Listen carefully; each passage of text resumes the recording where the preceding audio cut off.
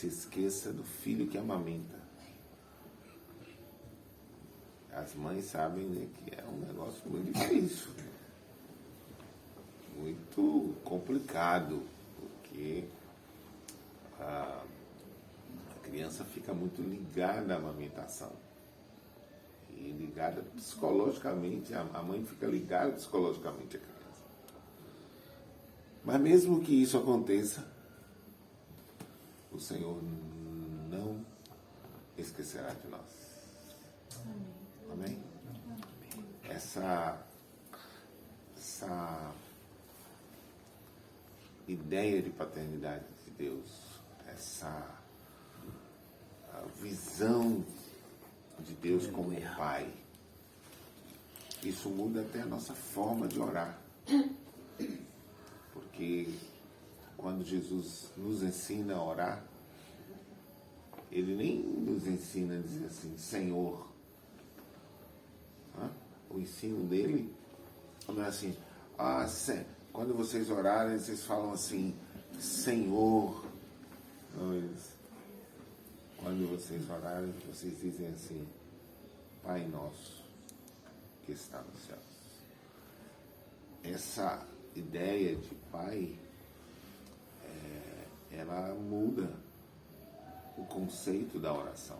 Você não está falando com alguém distante, você está falando com alguém que te ama, está perto de você, conhece as suas dores, sabe entender o que você está passando. Ele inclina os seus ouvidos para te ouvir. E inclinar os ouvidos é um adulto baixando para ouvir uma criança. E muitas vezes uma criança falando e você não está entendendo o que ela está dizendo. O que ela quer dizer? Por que ela está falando isso? E você faz o quê? Você inclina-se. Você normalmente abaixa para perguntar o que é mesmo que você quer? O que você está falando? Isso é uma atenção redobrada. Você quer entender, você quer atender. E muitas vezes nos Salmos está assim, inclina os teus ouvidos para mim. Eu não estou sabendo como me expressar. Esse é o relacionamento nosso com Deus. Relacionamento de Pai. Deus é Pai. E todas as vezes que nós oramos, nós temos que orar ao Pai, em nome de Jesus. Porque sempre em nome de Jesus, eu fico repetindo isso, porque é pelos méritos dele e não nosso. Então nunca vamos nos apresentar diante de Deus com os nossos próprios méritos. Uma das graves uma posição da religião é mérito. Ela é meritocrática. Eu vou porque eu tenho mérito, eu jejuei, eu fiz, eu aconteci. Nós não vamos diante de Deus nunca pelos nossos próprios méritos. Mérito é esforço humano, esforço que não chega a lugar nenhum. Deus nos conhece. Ele é nosso Pai. O Espírito de Deus testifica com o nosso espírito de que nós somos filhos de Deus. Trate Deus como Pai. Não trate Deus como o Deus de uma religião. Não trate Deus como o Senhor de uma religião. O exigente que te quer apenas a sua doutrina. Deus quer a sua vida. A sua aproximação dele. Porque é nessa aproximação que ele constrói em nós o caráter dele. É próximos dele. E essa é a paternidade de Deus. Não é simplesmente você pode avaliar ou analisar entre Caim e Abel. Caim entendeu a regra, entendeu o esforço. Mas Abel entendeu o espírito da oferta. Caim, ele apresenta diante de Deus o seu esforço. Aqui está o fruto da terra. Aqui eu me esforcei e trouxe para o Senhor o melhor do fruto da terra. Eu estou aqui apresentando o melhor. E você entende que não só a oferta dele foi rejeitada, mas o ofertante também foi rejeitado. A oferta e o ofertante. Porque lhes faltou a sensibilidade de um relacionamento do ponto de vista de Deus. Abel entendia: não posso me apresentar diante de Deus sem sangue. Não posso me apresentar diante de Deus sem Cristo. Claro, Cristo antes da fundação do mundo. Cristo já apresentado ali na morte de um animal, substituindo o pecado do homem. Nunca nos apresentaremos diante de Deus com os nossos méritos. Nunca se apresente diante de Deus com a sua capacidade. Nunca queira que Deus te receba pelo que você tem de mérito. Qual o mérito? Quantos tem mérito aqui? Por favor, apresente seu mérito. Eu sou um camarada que eu tenho mérito diante de Deus, eu vou chegar lá e vou orar e vou dizer: Senhor, em meu nome, porque eu estou jejuando e eu tenho uma vida muito digna, então eu vou agora aqui. Não, todo o mérito é de Cristo. Quando você vai ao Pai, você vai pelo mérito dele. Por isso que a oração é feita ao Pai em nome de Jesus. E por isso que Jesus, quando ensinou a orar, ele ensinou um relacionamento paterno. Quantas vezes você vê Jesus orar e desconsiderar duas coisas que haviam na oração de Jesus, quando você analisa a vida de oração de Jesus? Dois aspectos. Ele o chama de Pai. O outro tem sempre uma palavra de gratidão. Pai, graças te dou porque tal. Quando ele ressuscitou Lázaro, a conversa dele foi a oração, não foi aquela oração poderosa, cavernosa: oh, agora, Senhor, ressuscita Lázaro. Não, foi, sabe como? Pai, graças te dou porque o Senhor sempre me ouve. Uma intimidade, uma alegria, é uma oração leve. É uma oração de filho para pai. Ousemos a chamá-lo de Pai e nos relacionarmos com Deus como um Pai amoroso. Não desconsideramos toda a força, a justiça, a terrível glória de Deus. Não podemos desconsiderar, mas não podemos desconsiderar, acima de tudo, a paternidade dele. A paternidade de Deus. Essa atitude nossa para com Deus alegra o coração dele. Por isso que o Espírito Santo testifica com o nosso espírito de que nós somos filhos de Deus. Em João capítulo 1,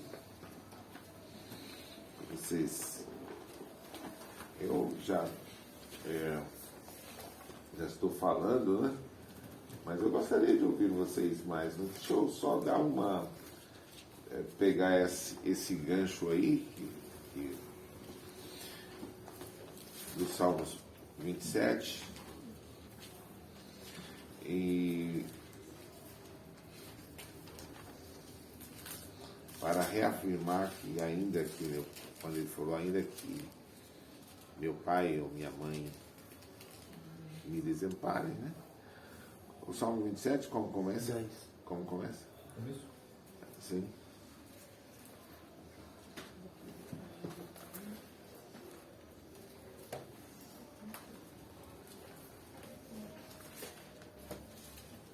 Foi minha luz. Senhor é a minha luz e a minha salvação. De quem terei medo? O Senhor é a fortaleza da minha vida. De quem me recearei? Quando os malvados, meus adversários, se levantaram contra mim, eles caíram. Mais ou menos isso, não é?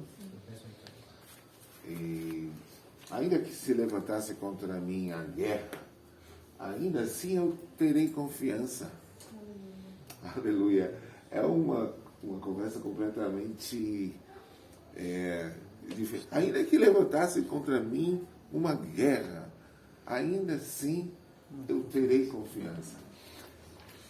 Lá no versículo 10 ele vai dizer: ainda que meu pai e a minha mãe me desampararem, o Senhor me acolherá. Por-me-ar sobre uma rocha, ele me será um alto refúgio. Eu acho que esse texto demonstra uma confiança plena na soberania, no cuidado e na paternidade de Deus. Davi sempre expressou isso. Chega um momento que lá no Salmo 66, se não me engano, ele diz, quando eu temer, hei de confiar no Senhor. Quando eu tiver medo, quando as coisas não estiverem me trazendo segurança, eu tenho em quem confiar. Assim, toda a nossa confiança, meus irmãos, deve estar no Senhor. Toda a nossa... E a confiança no Senhor, que é um Pai amoroso. Ele tem até nosso registro, sabe, o nosso nome. Nos chama pelo nome. E essa amizade... mas eu não estou bem. Sim, ele não deixa de ser seu pai. Você não está bem hoje? Ok.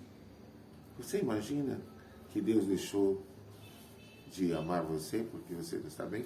Algum pai ou alguma mãe pensa de que quando seu filho não está bem, você deixa de amá-lo? De acolhê-lo?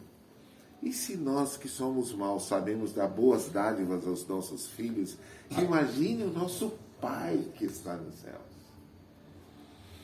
Essa visão de paternidade de Deus, ela é fundamental.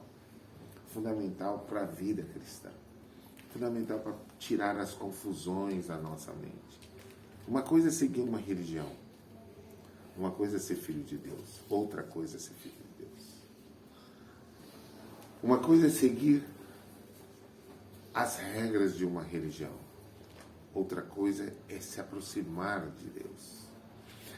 Até para a vida cristã. Ontem eu estava pensando assim, gente, o que levava Jesus a passar uma noite toda em oração? O que levava Jesus a desejar estar perto do Pai? E você vê que o momento mais cruel de Jesus é quando ele clama assim: Pai, por que me abandonaste? Esse é o momento mais cruel. Porque você não vê Jesus com medo, com medinho, reclamando porque vai morrer, com medo da morte, eu vou morrer, que peninha de mim, eu estou sofrendo muito, ou gente, que sofrimento, socorro. Você não vê Jesus com essas atitudes, você vê Jesus dizendo, mulher, eis aí teus filhos, pai, perdoa, porque eles não sabem. Você vê Jesus num diálogo no momento da morte diferente. É uma posição emocional muito, muito grave, está resolvido. Mas quando ele se torna pecado por nós, e que a santidade de Deus se afasta dele, por que, minha irmã? Ele sente a falta da presença, da comunhão com quem? Com o Deus da religião? Com o Senhor da religião? Não, ele sente falta de alguma coisa muito mais profunda. Ele sente falta do Pai. Pai, por que me abandonaste? E quero acrescentar algo aqui para vocês. O justo vive da fé.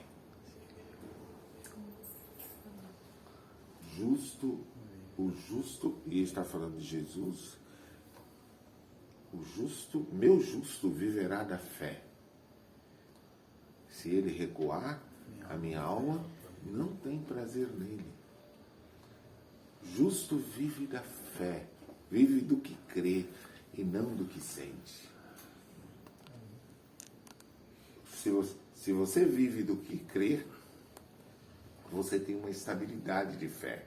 Se você vive do que sente, você vai viver assim, entre altos e baixos. Por quê? Porque a nossa alma, já disse isso aqui, a nossa alma ela tem altos e baixos. Há dias que você levanta sentindo que Deus hoje está aqui de judio, e aí você canta louvores, e tá maravilha, né? Aquele dia é perfeito. Mas tem o dia que você levanta e você pergunta, cadê Deus? Não é? Deus sumiu. Pode ter sido hoje, né? Que você sentiu, Deus sumiu. Deus não sumiu. Ainda que seu pai e sua mãe te desamparem, o Senhor te acolherá. Ainda que uma mulher se esqueça do filho que amamenta, o Senhor não vai esquecer de você. Pare de viver pela alma. Pare de viver guiado pela sua alma. A nossa alma não pode nos direcionar. Nós somos guiados pelo Espírito e não pela alma. Se formos guiados pelo Espírito, nós vamos entender que a nossa postura vai ser diferente do nosso sentimento. Às vezes não vamos estar sentindo absolutamente nada, né? Aí nós temos que mudar a cara mesmo, por vestes de louvor ao invés de espírito angustiado. Nós temos que pôr diante do Senhor. Claro que você, não é todos os dias que você está com um sorriso cá em cima. Há momentos de angústia, mas a nossa fé na soberania de Deus não oscila. A nossa alma pode dar uma oscilada, mas a nossa fé não. Por isso o justo vive pela fé. Amém? Pronto, mais alguém? Ou excesso de passado? Há cristãos que estão com excesso de futuro, outros com excesso de passado. Então vivem uma alma atribulada. No mundo tereis aflições. disse Jesus. Mas tem de bom ânimo. Eu venci o mundo. Outra coisa é quando nossa alma está muito ansiosa pelo futuro. Isso dá uma ideia de uma certa desconfiança de Deus. Eu quero animar vocês a crer na soberania de Deus. Deus controla todas as coisas. Inclusive a dor. Sabe, a dor. Ninguém gosta de dor, né? Mas a dor é importante. A dor é uma das maravilhas do corpo humano. Você sabia? Não sabia, não? Não sabia? Uau! Tá doendo porque tá vindo. Então,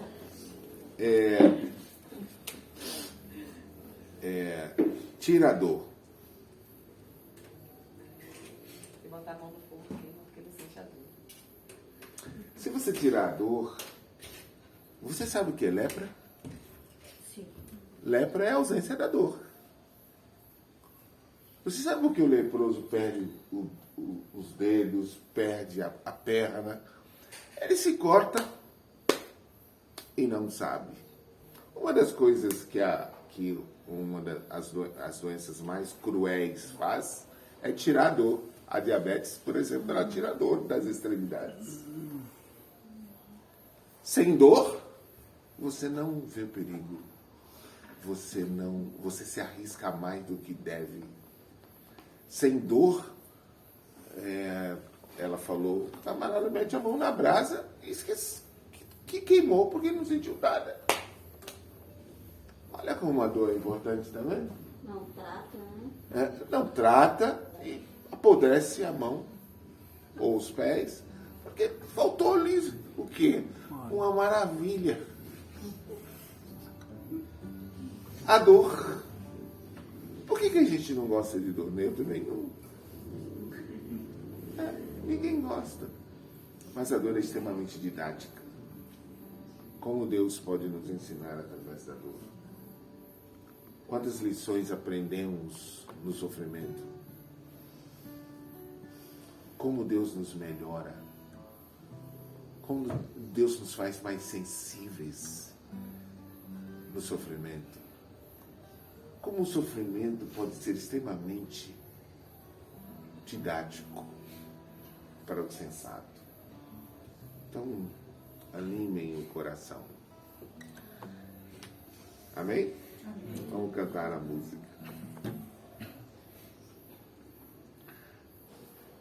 Temos, porém, este tesouro em vasos de barro. 2 Coríntios, capítulo 4, versículo 7 em diante. Vocês sabem que as cartas não foram escritas com capítulo e versículo. Então, às vezes, nos confundimos muito porque pegamos o capítulo e o versículo. E a carta é uma carta toda. E isolamos um versículo como se aquela pessoa tivesse dito apenas isso. Então, por isso, às vezes, temos dificuldade de entender porque nos falta contexto. Para você entender, você escreve uma carta para alguém